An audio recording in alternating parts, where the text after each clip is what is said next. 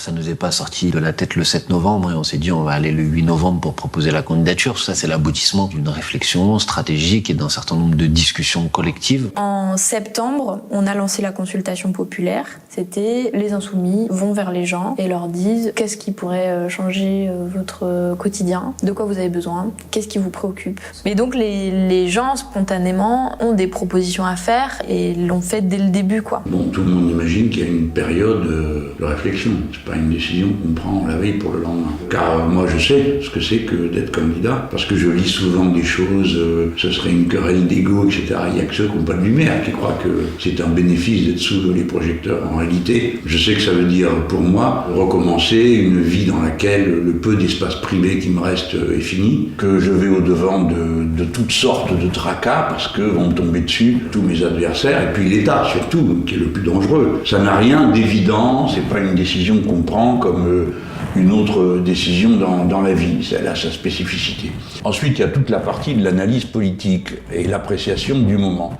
Donc ça, c'est d'abord beaucoup de consultations. Il y a plusieurs instances du mouvement qui ont été consultées. C'est notamment le cas de l'Assemblée des groupes d'action de la France Insoumise qui se réunit à peu près tous les trimestres. L'Assemblée s'est prononcée, il y a eu un moment de réflexion, d'échange, et clairement a dit mais oui, évidemment, c'est la bonne carte et c'est notre bon candidat pour 2022. On a décidé de ne pas s'en tenir uniquement aux instances du mouvement, mais aussi de proposer aux Insoumis de donner leur avis et d'écrire. Et Jean-Luc Mélenchon leur a adressé un message par mail pour leur dire voilà où j'en suis et j'ai besoin de votre avis. Et donc beaucoup nous ont écrit à Jean-Luc, et Jean-Luc a pris le temps de lire les messages pour prendre un peu le pouls, la température, et se conforter dans l'idée qu'en effet la décision était la bonne et que c'était le bon moment. Et puis ensuite il y a eu quelques semaines avant l'annonce de candidature une réunion de l'intergroupe parlementaire, c'est-à-dire l'ensemble des parlementaires insoumis, les 17 de l'Assemblée nationale, mais également les 6 du Parlement européen, pour avoir une discussion claire sur le sujet. Non, il ne faut pas tourner autour du pot. Il y a dans ce groupe plusieurs personnes qui peuvent être candidates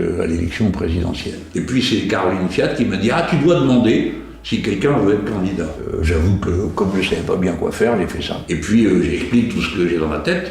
Je propose ma candidature. Je la propose à vous aussi. Est-ce qu'il y a quelqu'un qui veut aussi proposer sa candidature? Je dois dire, j'étais un peu... En fait, j'avais aucune idée de ce qui allait se passer. On est resté un moment.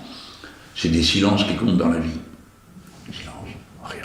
Alors t'attends, tu comptes dans ta tête. Au bout d'un moment, tu dis, ça fait un moment qu'on se tait quand même.